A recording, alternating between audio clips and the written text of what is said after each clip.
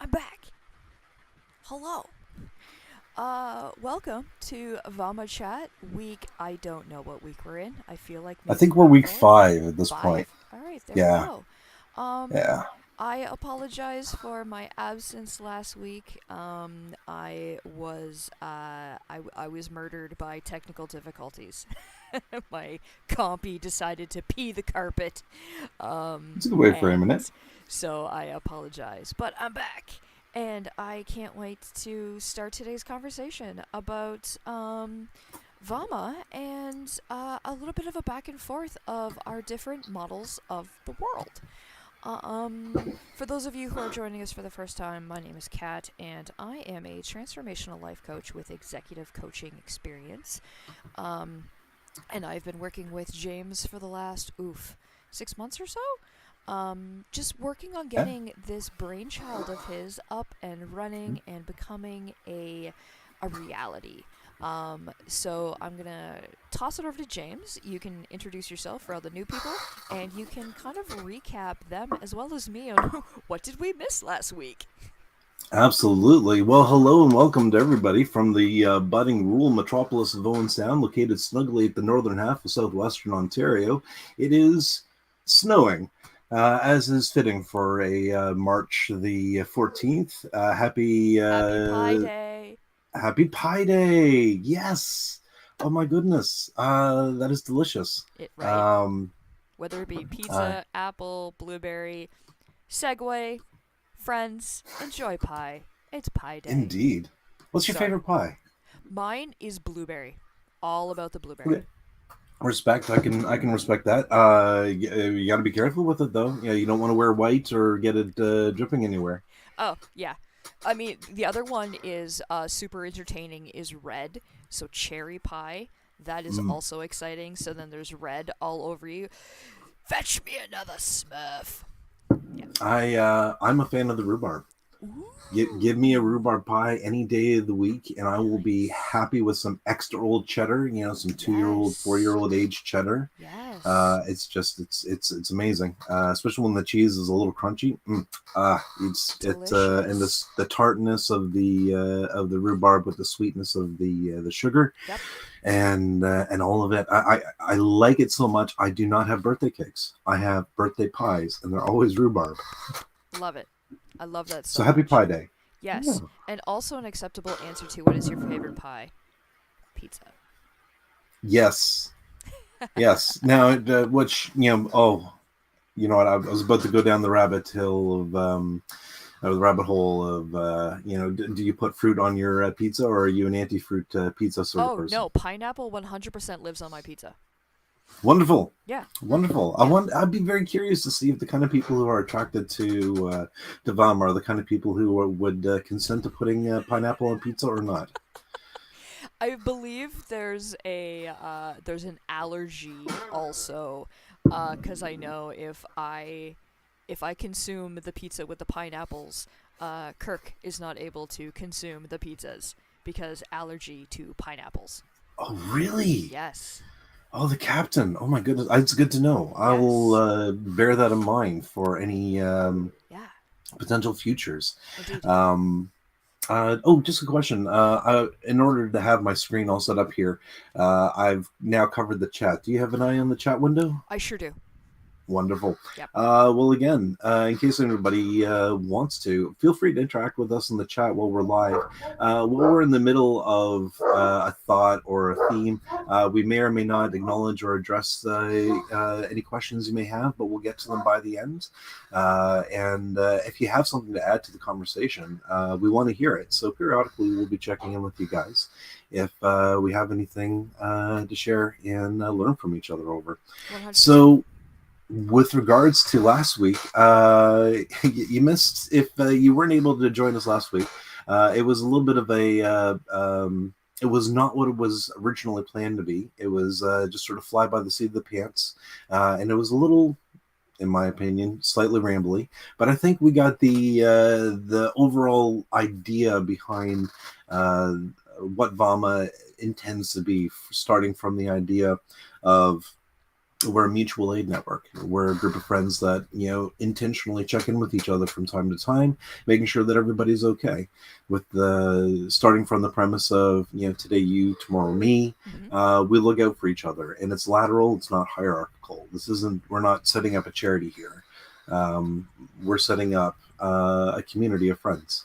And then from that, we recognize that we are primarily a group of laborers whose primary asset that we're bringing isn't money, isn't necessarily capital, but what it is we're bringing our labor, and we're bringing our expertise that we've gleaned over the years, and that is, from that we just naturally become a pool of laborers, a union of workers, that the next step is, now that we've all come together and we're looking out for each other, we've created a community of friends, the next step is we now incubate a cooperative business together. And the reason why it's cooperative is because we realized that in the world that we grow up in, what's common is that the businesses are operated like dictatorships, where the owner of the business is like the king or the emperor, and this is not a surprise to them. Like they got entire seminars on being the king of your own business and stuff. Like they understand this and get this. They prize the idea of like building an empire. Right. There's video Amongst games based on that. Truly, and whatever, if that what gets you out of bed in the morning, I don't want to take that away from you. You go, you do you, boo. But I just don't want to be a wage slave anymore, and I don't want to make anybody else a wage slave just so that I don't have to be a wage slave. I want to emancipate as many people as I can, and that's why we do things cooperatively, because it's intentionally, legally setting out in such a way so that every person who is a worker in this institution that we're trying to build is also a part owner, and in that we, by virtue of being a part owner, we get the right to set our schedule. We get the right to participate in the surplus that we get from the fruits of our labor, and recognizing that as much as I'm being productive, the persons standing to my left and to my right are also being productive. And the more productive that we all are as a community, the more abundance we produce, the more that there is to share between everybody. And we're just taking that basic principle of taking your friends, taking your clique, your crew, your tribe, however you want to frame it in your mind. It's something I believe humans have evolved to do over the course of millions of years, when we were, migratory land apes. It's surviving in small, close-knit communities. it was, if you were by yourself, that was pretty much a death sentence. We're designed to cooperate together. We evolved to cooperate together. We evolved to thrive as we cooperate together. What capitalism has done is taken that, what we produce as we thrive, and consolidated it under the control of, individuals who claim ownership.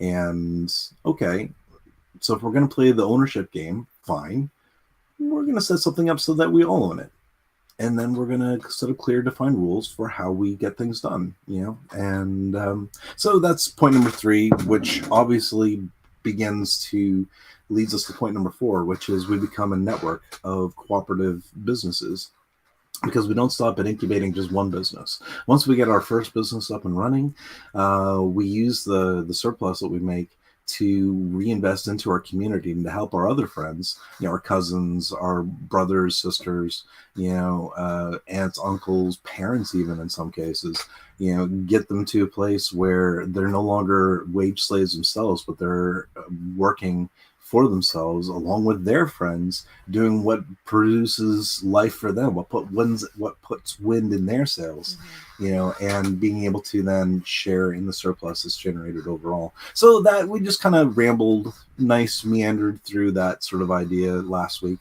And if you're interested in hearing somebody meander through those kind of ideas, go watch the VOD. Please do. Absolutely. I think a good point to all of that was one quote that came to me while you were tying those in on how being alone was essentially a death sentence back in the day. And there was one quote that I can't remember who said it or where it came about, but it was, "How do you show the strength of a community? It's a broken femur." Yeah. And to paraphrase it, because I am not going to remember exactly word for word, if you were to break your femur, you are literally bedridden for 8 weeks, months, something. Months. There you go. Yeah. And you are literally reliant on those around you to help you. And if you're able to, heal 100%, it's because you are part of a network of community that cares about each other, because they know that you would do the same for them. Whereas if you're walking with a constant limp, that's because you felt the need to get up and do something, whether it be because you couldn't do it yourself, or whether it because someone wouldn't be able to do it for you, or maybe you weren't able to ask for help. However it happens, the level of community was defined by a broken femur. I loved that quote so much. I love that story. And I think we have lost sight of that. Personally, I think we have 100% lost sight of the sense of community.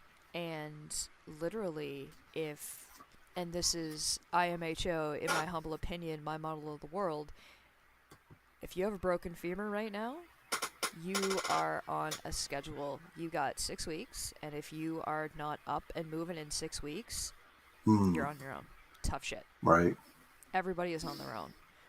We have gone from where being on your own was a death sentence because a sense of community helped each other, to I need to help myself first because nobody else will.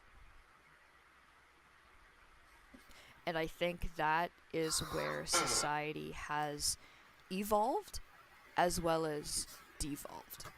And again, that's my model of the world, strictly from my experience. Well, and you think about it, that really is like the sorry, I interrupted.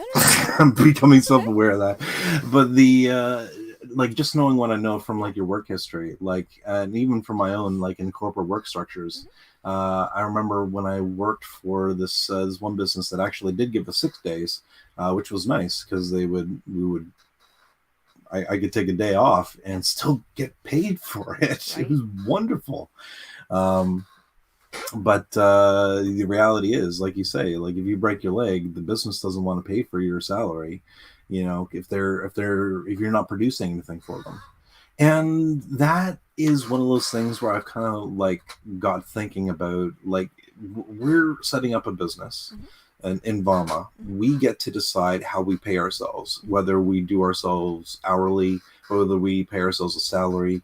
I'm very intrigued by some of the things I'm hearing coming out from places like Iceland and some of the more Nordic countries, where they're engaging in like 32-hour weeks, Yeah. full time, and that's like 32 or 30-hour weeks, and that then becomes like full time hours, but they get paid as though they were working the 40 hours, That's right. and the amount of productivity that they produce vastly outweighs the you know what they're getting paid as a result Sure. of that sort of thing there.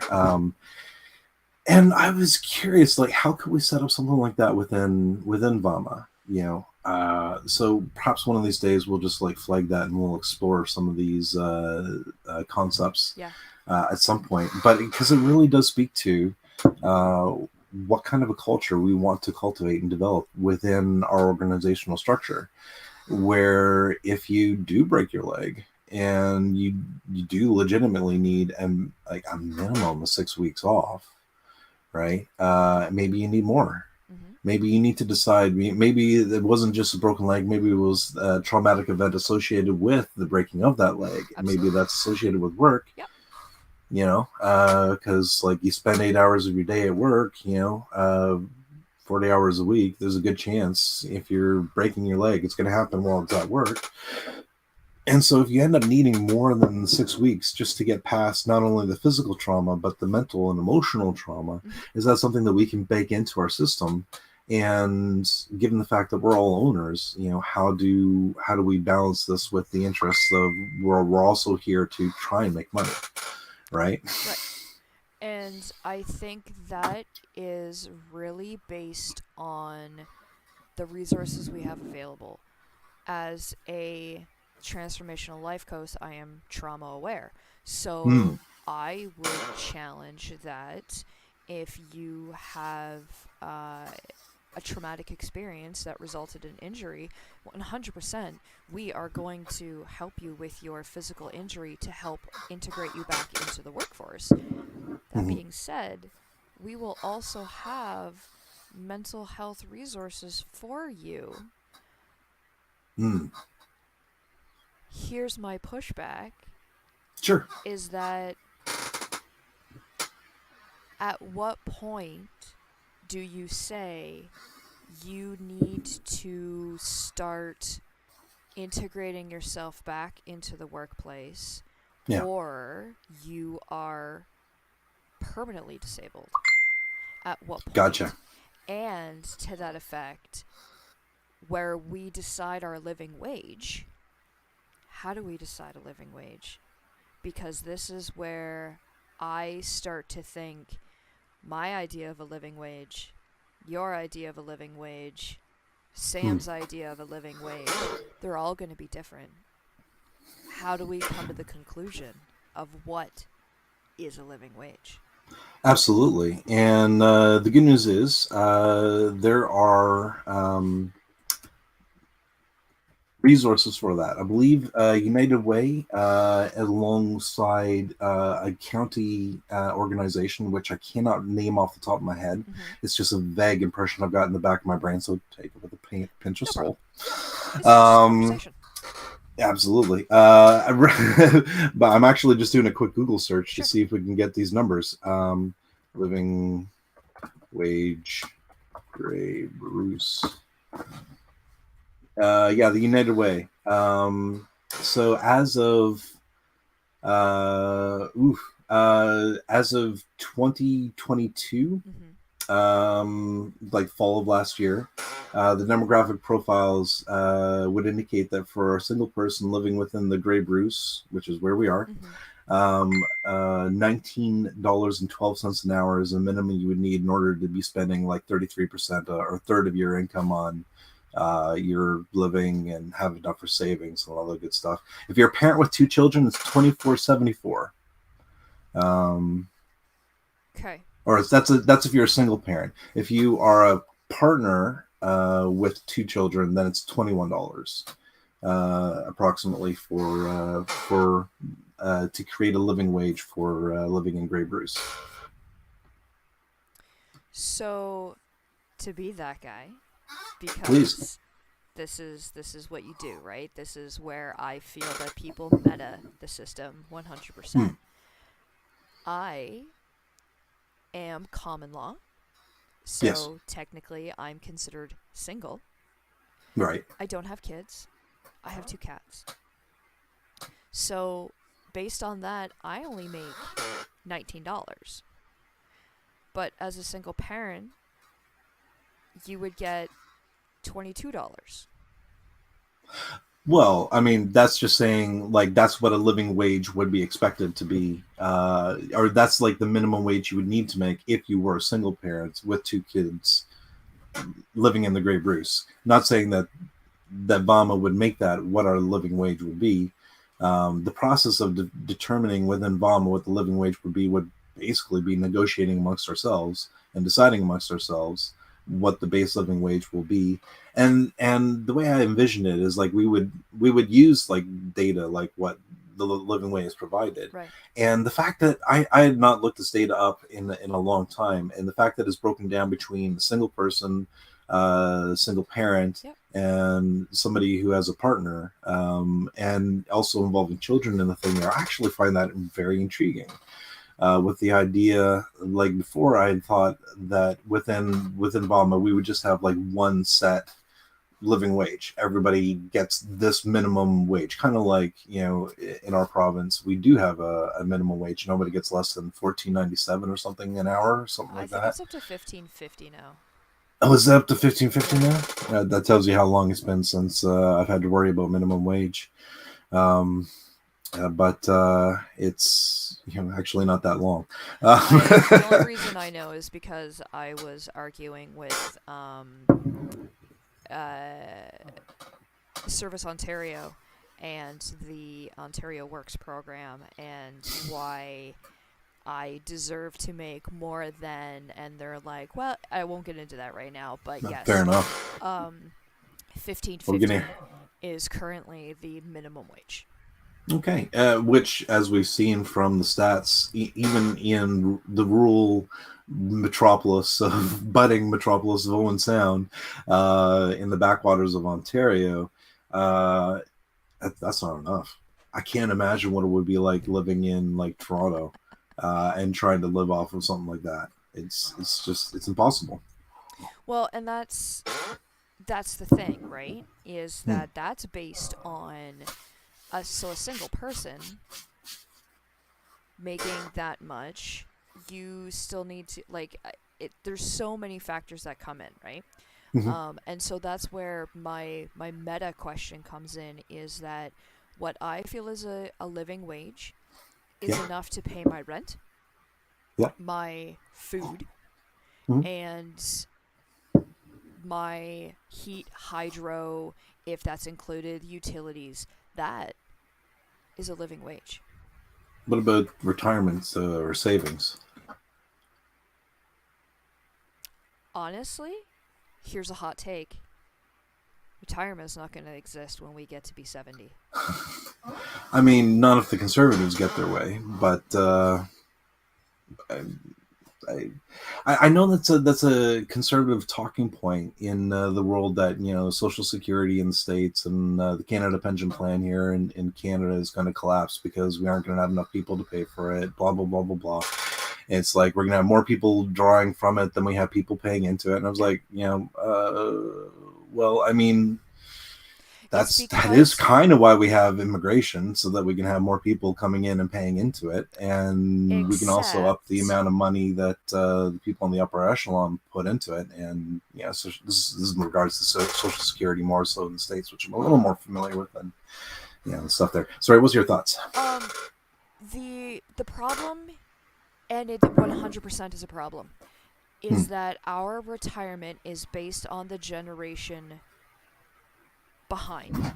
So Yep. my CPP is not banking up to pay my retirement. The CPP that it's coming off of my paycheck is paying my Hmm. dad, who is a retired railway Yeah. police officer, OPP, construction. He Yeah. is injured. He pays that. Right. That pays that. My mother, who is retired, she's retired from TD. She's Yeah. Yeah. retired, right, from Yeah. Yeah. The people who are paying into it now are covering the people that are living off of it now. exactly. Yeah. And there will Except be. Yeah. when Sorry. we hit